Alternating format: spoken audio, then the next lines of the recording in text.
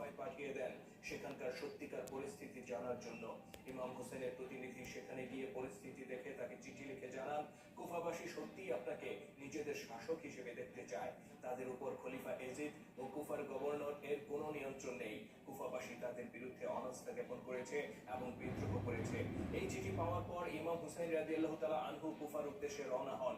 তার সাথে ছিলেন নিজের ভাই আব্বাস ইবনে আলী, স্ত্রী ও পরিবারের লোকজন এবং অল্প কয়েকজন বিশ্বস্ত সঙ্গী। তাদের কোনো ধরনের যুদ্ধ প্রস্তুতি ছিল না। কিন্তু ইমাম হুসাইন রাদিয়াল্লাহু তাআলা আনহু যখন কুফার উদ্দেশ্যে রওনা হন, তার পরপরই কুফার পরিস্থিতি বদলে যায়। এজিদের অতি বিশ্বস্ত কয়েকজন ব্যক্তি কুফায় গমন করে এবং সেখানকার নিয়ন্ত্রণ নিজেদের হাতে নিয়ে নেয়। তাদের মধ্যে উল্লেখযোগ্য ছিল ওবায়দুল্লাহ ইবনে জিয়াদ ও শিমার ইবনে জওশান।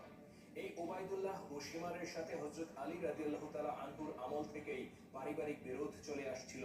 তাদের পূর্বপুরুষেরা হযরত আলী রাদিয়াল্লাহু তাআলা